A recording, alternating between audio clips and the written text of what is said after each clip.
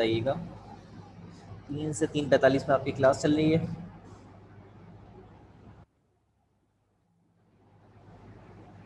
3 से 3:45 चैट में बताइएगा मुझे।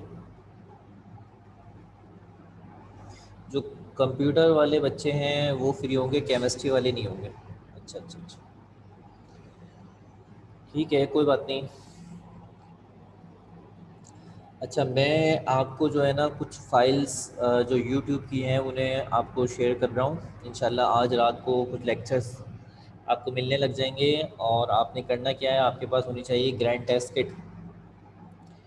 और वो जो सारे के सारे लेक्चर्स हैं वो असल में एमसीक्यूज़ हैं।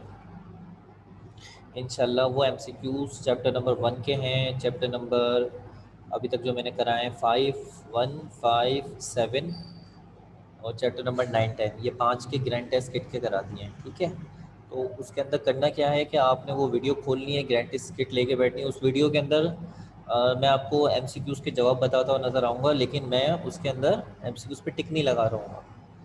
तो आपके पास एमसीक्यूज़ की ग्रैंड टेस्ट किट खुली भी होनी चाहिए। वो सेक्शन ए की जो हमारे स्टूडेंट्स थे उनको मैंने वो करवाएं, तो हाथों हाथ आपके भी हो जाएंगे। और मैंने कुछ ज़्यादा वजाहत ही नहीं दी, बस एमसीक्यूज़ के टिक कराएं। तो इंशाल्लाह ताला आप उसे देखें, मुझे उम्मीद है आपको समझ में आ जाएगा। समझ में आया आइडिया, मैंने क्या आइडिया दिया आपको अभी?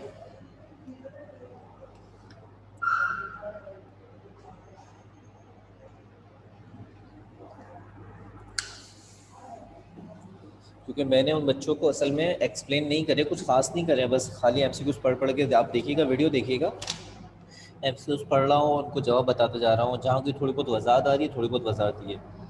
ठीक है, ये मैं आपको आपके ग्रुप में एमसीक्यूज़ की वीडियो सेंड करूँगा। ठीक है, उन्हें देख लीजिएगा। सही है भाई, यूट्यूब से अपलोडेड हो गए, वो मैं आपको दे दूँगा। असल में हमें 30 मई तक जो है ना वो आपका कोर्स फाइनलाइज करना है, ख़त्म करना है, लाजमी सेंटर की तरफ से कहा गया है। तो 30 मई तक हमें एंड करना है। तो हम आने वाले वीक में आपका सेशन एंड करना चाहते हैं, ख़त्म। और उसके बाद आप कोई भी बात डिस्कस करना चाहते हैं, कोई न्यूमेरिकल्स, कोई भी चीज़ डिस्कस करना चाहते हैं, तो आप हमसे आके मिल सकते हैं, अलग से टाइम ले सकते हैं और आके डिस्कस कर सकते हैं। क्योंकि जो लेट सेक्शंस हैं हमारे वो तो चल रहे होंगे, उनको हम पढ़ा रहे हैं। सेक्शन जैसे मैं सी और डी की मर्ज पढ़ा रहा हूँ एक क्लास, और एक सेक्शन ई पढ़ा रहा हूँ, तो वो दो में पढ़ा रहा हूँ। तो हमारी ज़्यादातर क्लासेस वेडनेसडे तक में कंप्लीट हो जाएंगी इंशाल्लाह ताला। तो ध्यान में रखिएगा, आने वाला वीक जो है वो इंशाल्लाह लास्ट है आपका, उसमें इंशाल्लाह हर कीमत पे हम आपको वाइंड अप कर देंगे। ठीक है बेटा, आइए टॉपिक स्टार्ट करते हैं। हमने लास्ट लेक्चर में बताया था इक्विलिब्रियम के बारे में, और इक्विलिब्रियम की 4 टाइप्स बता दी थी। आज इंशाल्लाह कोशिश है कि हम आपको इक्विलिब्रियम की कंडीशंस, 2 कंडीशंस हैं, दोनों सिखा दें। और फिर एंगुलर मोमेंटम और उसका लॉ, वो इंशाल्लाह ताला कल तक हो जाए, और इंशाल्लाह मामला सारे के सारे सीख में थ्योरी के कंप्लीट हो जाएं।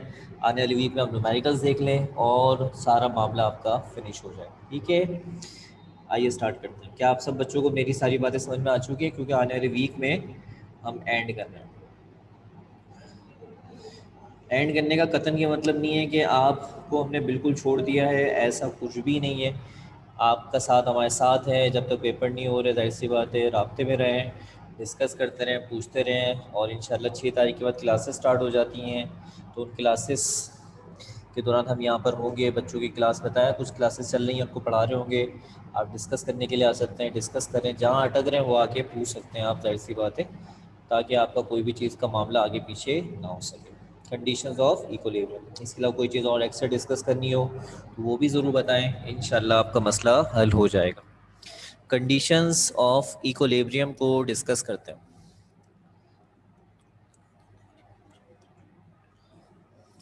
हाँ, मैं बिल्कुल कराऊंगा उमर, लेकिन बहुत ज़्यादा रिपीट नहीं करा सकता, क्योंकि 30 मई को सेंटर की पॉलिसी की तरफ से, सेंटर की जो सेंटर पॉलिसी है उसकी तरफ से कोचिंग की क्लासेस ऑफ हो जाएंगी। अगर कोई टॉपिक्स वगैरह डिस्कस करने हो तो मुझे बता देना, इंशाल्लाह ताला वो अगर मेरे पास रिकॉर्डेड हुए तो रिकॉर्डेड में दे दूंगा, वरना अलग से कुछ टाइम मैनेज करके इंशाल्लाह ताला मैं बता दूंगा। ठीक है, मुझे बता दें, कोई इशू नहीं है। एक चैप्टर नंबर 10 का आपका था, वो आपने कर लिया था, कोई और डिस्कस करना हो तो बता देना। ठीक है, परेशान ना हो, हम लोग बेशक ऑफ ज़रूर कर रहे हैं, लेकिन उसका रीज़न ये नहीं कि आप लोग गए नहीं, ऐसा नहीं है भाई। कंडीशंस ऑफ इक्विलिब्रियम, चैप्टर 3 के बहुत सारे लेक्चर्स मेरे रिकॉर्डेड पड़े हुए हैं और बहुत ज़बरदस्त तरीके से हैं, जूम के रिकॉर्डेड। वो मैं सेंड करता हूँ, मैंने पहले भी सेंड किया तो उन्हें देखो, इंशाल्लाह ताला मामला बहुत बेहतर हो जाएंगे। चैप्टर 3 बहुत ज़्यादा आसान है, ठीक है। Conditions of equilibrium.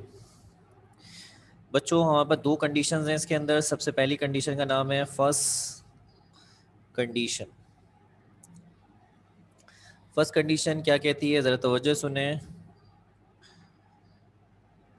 To maintain equilibrium state, the sum of all forces acted on an object must be equal to 0।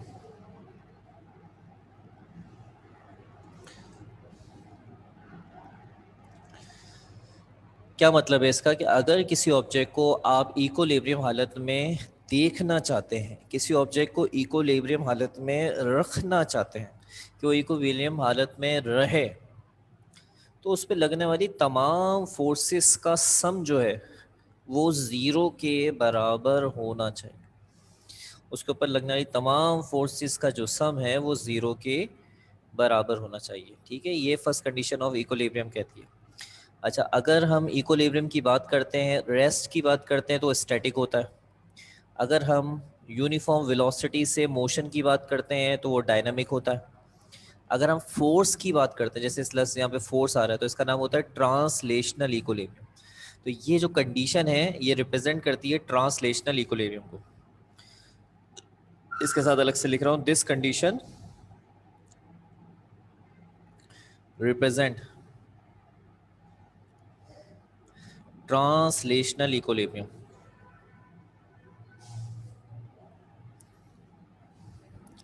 तो बच्चों ये कंडीशन असल में आपको समझाती क्या है कि अगर आप किसी भी ऑब्जेक्ट को इक्विलिब्रियम में देखना चाहते हैं और उस पर बहुत सारी फोर्सेस लग रही हों, तो उन सब फोर्सेस का सम ज़ीरो होना चाहिए। अगर फोर्सेस का सम ज़ीरो, अगर सब फोर्सेस का सम ज़ीरो निकलेगा तो वो ऑब्जेक्ट किस हालत में माना जाएगा, इक्विलिब्रियम हालत में माना जाएगा। यहाँ तक क्लियर हो गया?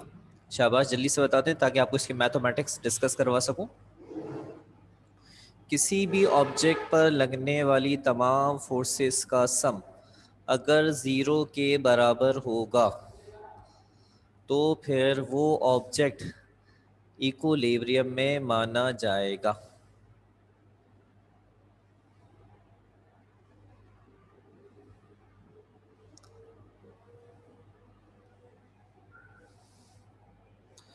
ठीक है, यहाँ तो कोई प्रॉब्लम? अच्छा भाई, इसको लिखकर दिखाने का तरीका क्या है, कैसे इसको लिखकर दिखाते हैं? ये तरीका ज़रा थोड़ा सा आपको डिफरेंट लगेगा, लेकिन आगे चल के आप थोड़ा सा आदी हो जाएंगे। इसका लिखने का तरीका होता है ये, आप भी देख लें इसको। इस तरीके से इसको मैथमेटिकली लिखकर दिखाते हैं। ये इसका मैथमेटिकली सिंबल बनाते हैं इस तरह करके। ये सिंबल होता है समीशन, जमा करना। जब किसी चीज़ को जमा करते हैं तो ये सिंबल इस्तेमाल करते हैं। फिर लिखते हैं यहाँ पे आई। आई आपने हमेशा लिखना है यहाँ पे। कहाँ से जमा करना शुरू करते हैं, 1 से, और कहाँ तक लेके जाएंगे, n तक।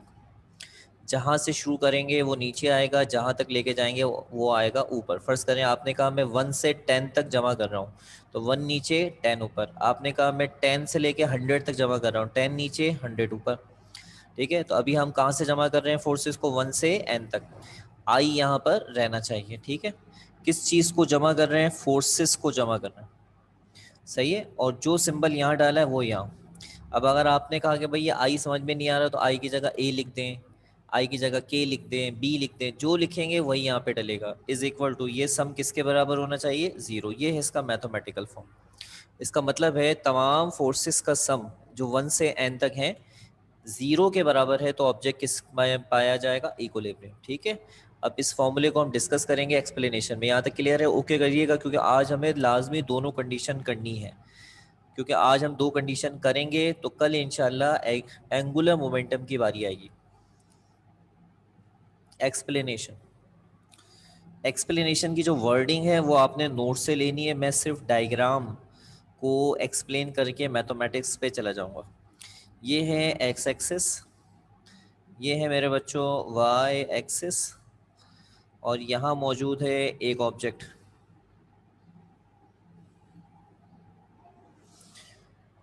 ये हमारे पास है एक्स एक्सिस और ये है हमारे पास वाई एक्सिस और ये है एक ऑब्जेक्ट जो एक्स एक्सिस और वाई एक्सिस पे लाई करता है। ये रहा। इसके ऊपर कुछ फोर्सेस लगती हुई दिखाते हैं, जैसे ये एक फोर्स लग रही है, ये लग रही है, ये लग रही है। इस पर कुछ थोड़े बहुत ऐसे करके कुछ एरोज बनाते हैं। ये फोर्सेस एक्स एक्सिस और वाई एक्सिस पर इस ऑब्जेक्ट पर लग रही है। ऐसे करके कुछ थोड़े बहुत एरो बना दें। फोर्सेस के नाम लिख दें। पहली फोर्स का नाम F1, दूसरे का नाम F2, तीसरे का नाम F3। बाकी सबके नाम बताने की ज़रूरत नहीं है, सिर्फ आखिरी वाले का नाम लिख दें FN। तो हम बोलेंगे एक ऑब्जेक्ट है जिसके ऊपर F1 से FN तक फोर्सेस लग रही हैं। F1 से FN तक फोर्सेस लग रही हैं एक ऑब्जेक्ट के ऊपर। F1 से लेकर FN तक फोर्सेस लग रही हैं एक ऑब्जेक्ट में। अब हमने क्या करना है, इन तमाम फोर्सेस का सम ज़ीरो लेना है, क्योंकि अगर हम ज़ीरो नहीं लेंगे तो इक्विलिब्रियम में कैसे होगा। तो लिखेंगे यहाँ पे to maintain equilibrium state to maintain equilibrium state, sum of all forces will be equal to zero। अगर इक्विलिब्रियम में ऊपर डायग्राम में जो ऑब्जेक्ट दिखाया गया उसको इक्विलिब्रियम में रखना है तो इस पे लगने वाली तमाम फोर्सेस का सम ज़ीरो होना चाहिए, यानी F1 plus F2 plus F3 plus और आखिर में चले जाएं FN तक, तमाम फोर्सेस का सम ज़ीरो के बराबर। यहाँ तक ओके कर दें, शाबाश, यहाँ तक क्लियर है, क्योंकि मैं पेज पलटूंगा इसके बाद। शाबाश, वेरी गुड। काफ़ी टाइम के बाद आसिफ का हमें मैसेज नज़र आया और आसिफ से मैं दरख्वास्त करूँगा कि सेशन स्टार्ट हमारे आसिफ से हुआ था। आसिफ मैंने आपको बताया पहला स्टूडेंट था माशाल्लाह। जब मैंने सेक्शन ए की क्लास स्टार्ट की थी 2020 के अंदर जून की 7 तारीख को, तो आसिफ पहला स्टूडेंट था। तो जब आने वाली वीक के वेडनेसडे को इंशाल्लाह एंड कर रहा हूँ तो उस दिन लाजमी गासिफ मौजूद रहे, ताकि सेशन का जो एंड हो रहा है उसमें भी गासिफ हमारे साथ उस दिन था। ठीक है गासिफ, सुन रहे हैं ना मेरी बात आप? तो वेडनेसडे का लेक्चर जो आने वाली वीक का उसे मिस नहीं कीजिएगा, ठीक है, ताकि सेशन एंड हो जाए गासिफ के साथ। तो दूसरा ये कि मैं कहीं छोड़ के नहीं जा रहा था, ऐसी बात है। अब ये मत समझिएगा, बार बार कह रहा हूँ कि सेशन ऑफ होने का मतलब ये नहीं कि अच्छा भाई खुदा हाफिज़ कश्ती में बिठा के आपको रवाना कर दिया, चाहो जाओ, ऐसा कुछ भी नहीं है। हम यही हैं, कांटेक्ट में रहिएगा और जो मामला हो डिस्कस करते रहिएगा। एमसीक्यूज़ की क्लासेस के हवाले से लेक्चर्स सेंड कर रहा हूँ इंशाल्लाह ताला, यूट्यूब के लेक्चर्स, उन्हें देखिएगा, मुझे उम्मीद है आराम से पिक कर जाएंगे। तमाम फोर्सेस को एक्स और वाई कंपोनेंट में ब्रेक कर दें। जो सबसे पहली फोर्स है उसको तोड़ के दिखाता हूँ, आपको समझ में आ जाएगा। देखें, ऐसे लिखना है F1x I cap, F1y j cap. ये पहली फोर्स को आपने दो टुकड़ों में तोड़ दिया। चैप्टर नंबर 2 में ऐसा हमने कई दफ़ा करा है। इसी तरह दूसरी फोर्स को तोड़ें, F2x I cap, F2y j cap plus. इसी तरह तीसरी फोर्स को तोड़ें, F3x I cap, F3y j cap plus. और Fn को तोड़ें, Fnx I cap, Fny j cap is equal to zero. तमाम फोर्सेस को F1 को भी तोड़ दिया, F2 को भी तोड़ दिया, F3 को भी तोड़ दिया, Fn को, सबको उनके कंपोनेंट्स में तोड़ दिया। अब आपने क्या करना है, तमाम के तमाम x अलग कर लें, y अलग कर लेंगे, सब एक साथ तो लिखे हुए हैं। तो आप सारे x एक ब्रैकेट में कर लें, सारे y एक ब्रैकेट में कर लें, ज़रा अच्छा हो जाएगा। तो आपने F1x I cap, F2x I cap, F3x I cap और Fnx I cap plus F1y j cap, F2y j cap, F3y j cap और Fny j cap is equal to zero. सारे x आपने अलग कर लिए, सारे आपने y अलग कर लिए। पता है यहाँ तक समझ में आ चुका है? एक यस चाहिए आपका कि यहाँ तक सारी बातें क्लियर हो चुकी हैं।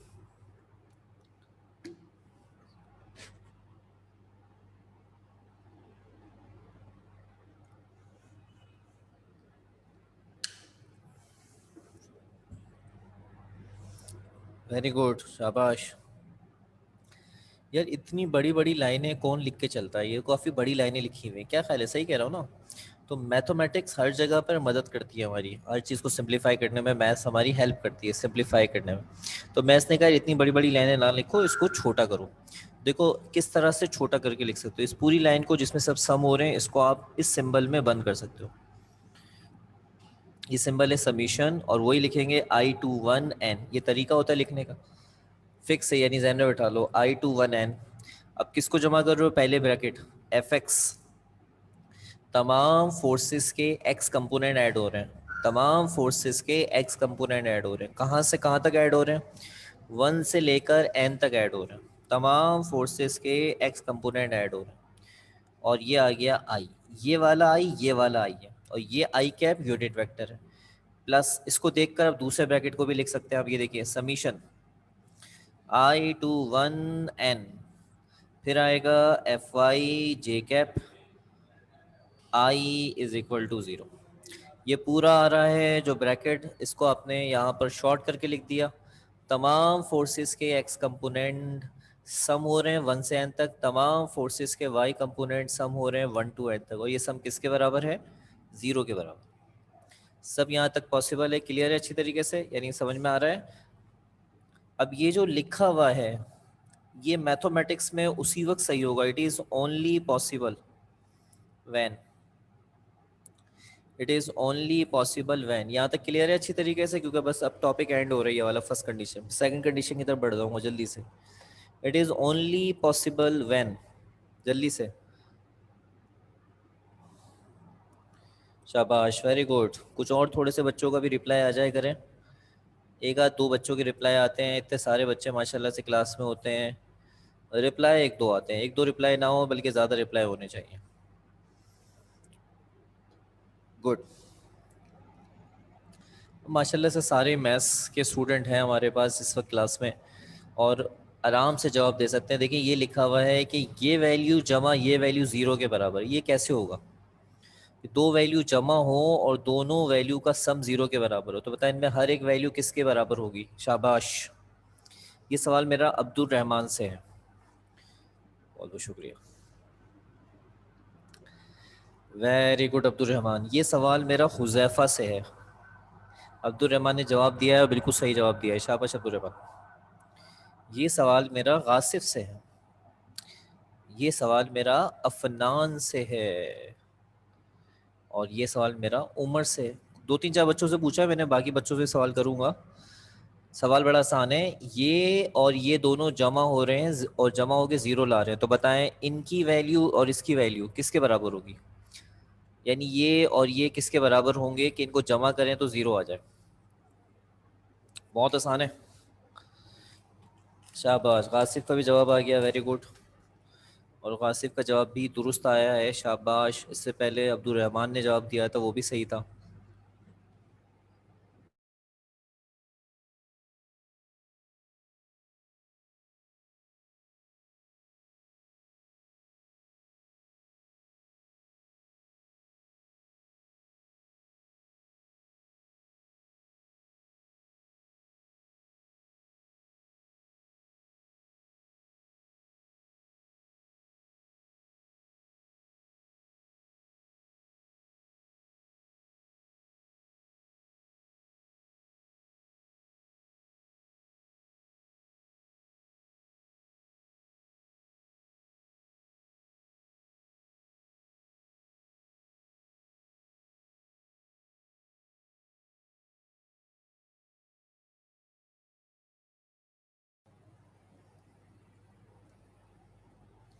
सब बच्चों के जवाब दुरुस्त है, जिनसे पूछा, एक आध कोई रहेगा जिसने शायद जवाब नहीं दिया। सबका जवाब सही है, जिन्होंने नहीं दिया वो सुन लें, कोई मुश्किल नहीं है, परेशान मत हुआ करें सवालत पे। अब तो इख्तिताम ही हो रहा है मेरे भाई। ये वाला हिस्सा और ये वाला हिस्सा 0 के बराबर होना चाहिए, अगर ये भी 0 होगा ये भी 0 होगा, 0 + 0 किसके बराबर होगा, 0 के। कल हुआ summation I to one N F X I cap I is equal to 0, ये बन गया रिजल्ट 1। और यहाँ पे आ गया result number 2 summation I to one N F Y J cap I is equal to 0, result number 2। तो हम 1 और 2 को देखकर ये लिख सकते हैं कि जितनी भी फोर्सेस थी उस तमाम फोर्सेस के तमाम कंपोनेंट का सम 0 आ रहा है, तो मतलब तमाम फोर्सेस भी उनका भी सम 0 होगा। तो ऑब्जेक्ट किस हालत में है? इक्विलिब्रियम की हालत में है। From 1 and 2 all the sum of all components of forces is equal to 0, so the sum of all forces is also equal to 0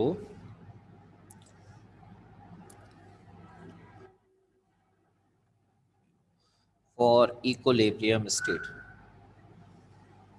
ये हमने वजाहत से यहाँ जवाब लिख दिया। और आखिर में हमने क्या लिख दिया कि तमाम फोर्सेस के कंपोनेंट का सम अगर 0 है तो इन कंपोनेंट्स का ताल्लुक जिन फोर्सेस से है उन फोर्सेस का भी सम किसके बराबर है? 0 के बराबर है। ये हमारी फर्स्ट कंडीशन कंप्लीट हो गई। सब बच्चे मुझे जल्दी से एक अच्छा सा यस और ओके कर दें कि हाँ भाई ये बात हमें समझ में आ गई है, ताकि मैं जल्दी से आगे बढ़ाऊँ, सेकंड कंडीशन करा दूँ। ये पहली कंडीशन कंप्लीट हो गई, अल्लाह का शुक्र है।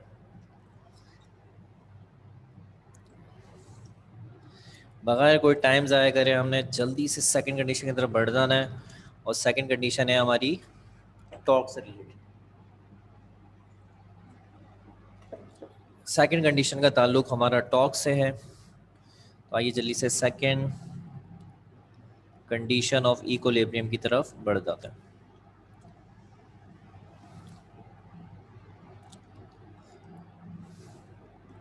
सेकंड कंडीशन ऑफ इक्विलिब्रियम क्या कहती है?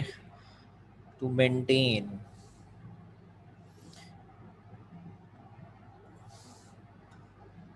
equilibrium state, the sum of all torques acted on an object will be equal to 0.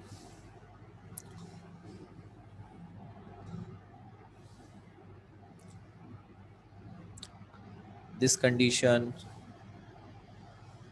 represent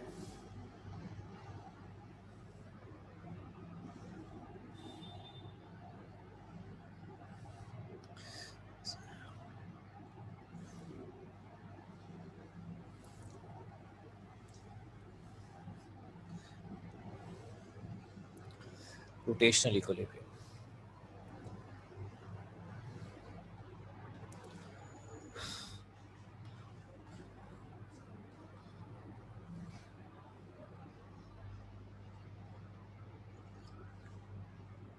जब किसी ऑब्जेक्ट के ऊपर टॉर्क लगता है तो टॉर्क कभी भी उस ऑब्जेक्ट को इक्विलिब्रियम में नहीं रहने देता और वो ऑब्जेक्ट इक्विलिब्रियम से हट जाता है, इक्विलिब्रियम से डिस्टर्ब हो जाता है। तो अगर किसी ऑब्जेक्ट के ऊपर टॉर्क लग रहे हैं, टॉर्क लग रहे हैं यानी एक टॉर्क नहीं लग रहा, टॉर्क्स लग रहे हैं, और आप उस ऑब्जेक्ट को इक्विलिब्रियम में देखना चाहते हैं कि ऑब्जेक्ट इक्विलिब्रियम में रहे और इक्विलिब्रियम से ना हटे, तो जितने भी टॉर्क लग रहे हैं उन सबका सम किसके बराबर होना चाहिए? 0 के बराबर होना चाहिए। इसको लिखने का तरीका कुछ इस तरह से है बच्चों। और क्योंकि इसके अंदर टॉर्क का तस्करा आ रहा है इसलिए ये रोटेशनल इक्विलिब्रियम को रिप्रेजेंट करता है। इसका लिखने का तरीका है I to one N torque I is equal to 0। इसमें एरो का निशान नहीं आता, ये इसकी मैथमेटिक्स। यहाँ तक ओके हो गया जल्दी से, क्योंकि अगले 5-6 मिनट में मैं इस कंडीशन को आपके सामने वेरीफाई कराऊंगा, एक्सप्लेन नहीं कराऊंगा, वेरीफाई कराऊंगा। 0 का जवाब इसमें हम लेकर आते हैं। पिछले वाले में हम 0 लेके चल रहे थे शुरू से, और अब की बार हम 0 लेके चलेंगे नहीं बल्कि 0 लेकर आएंगे।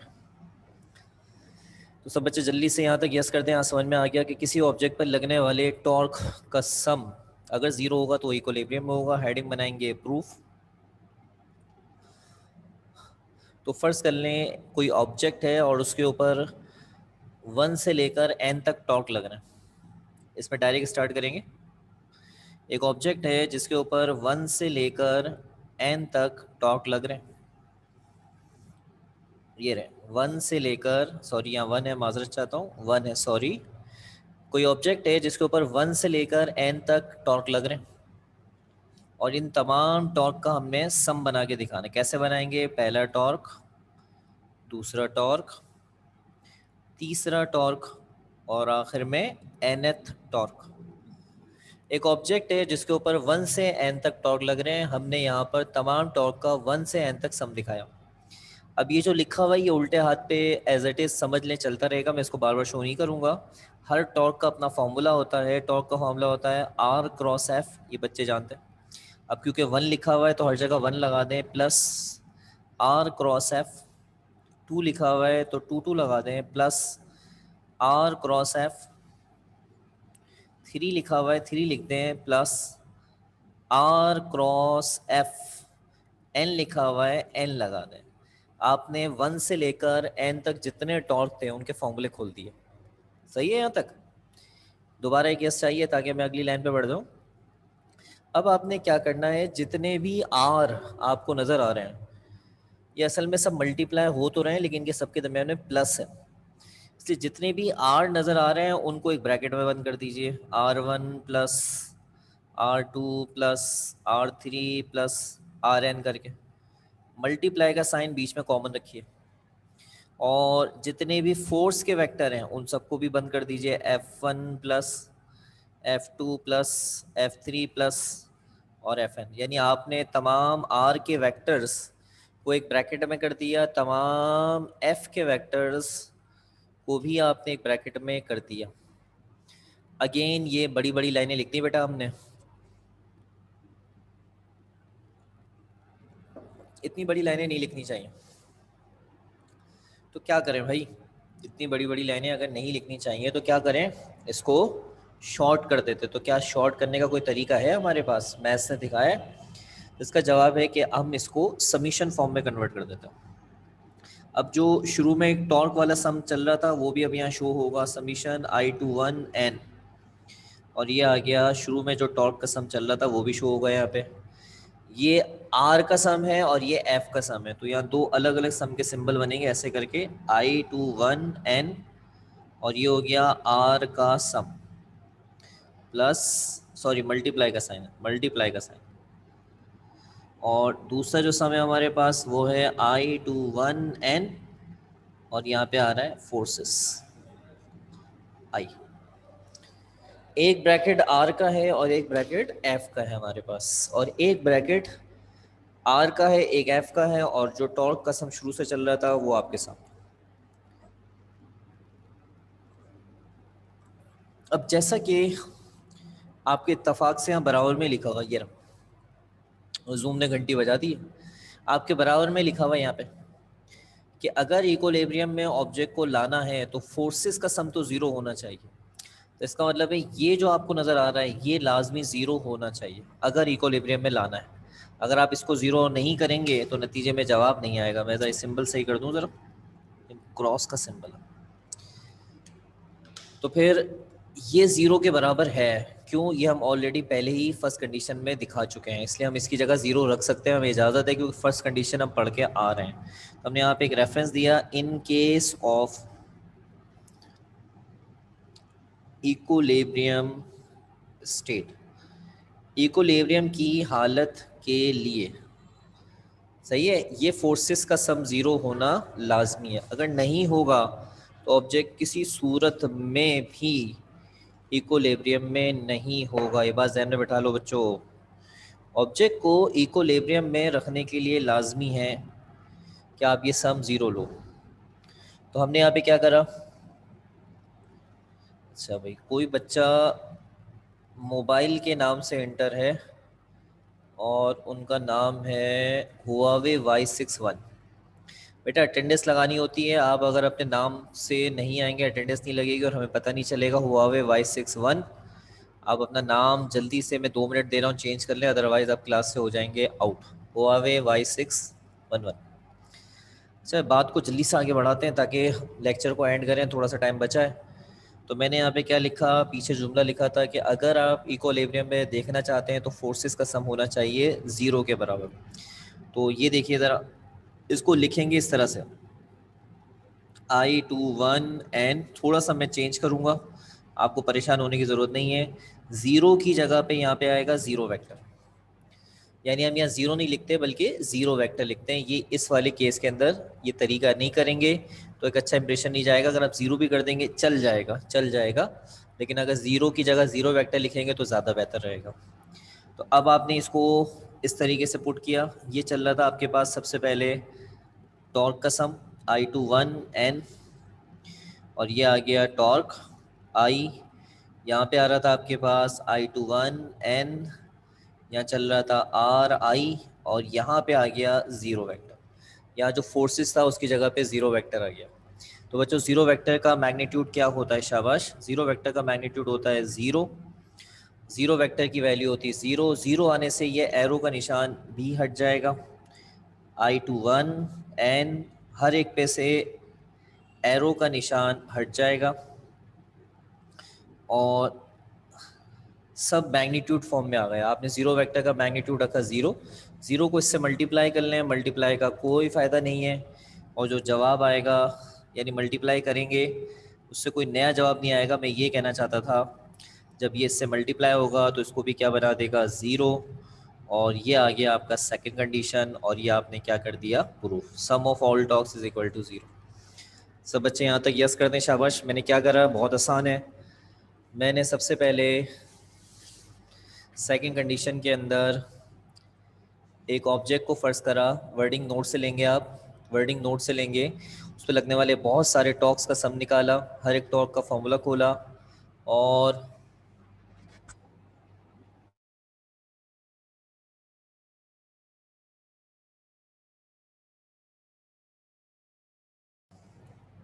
हर एक टॉर्क का फॉर्मूला खोला, आर अलग किए, एफ अलग किए। आर का सम, फोर्स का सम, इक्विलिब्रियम हालत को लाने के लिए फोर्स का सम 0 के बराबर होना चाहिए।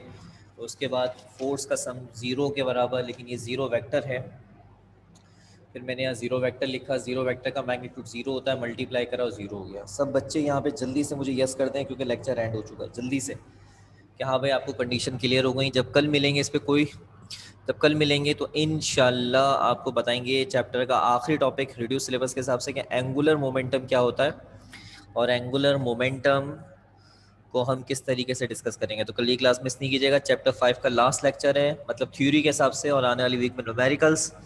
और मैं इंशाल्लाह ताला आपको कल से chapter 1, chapter number 5, 7, chapter number 9, 10 के MCQs की यूट्यूब की रिकॉर्डेड फाइल भेजूंगा। आप देखिएगा, फिर मुझे अपनी राय दीजिएगा, ठीक है। सब बच्चों को मेरी तरफ से अल्लाह हाफिज़।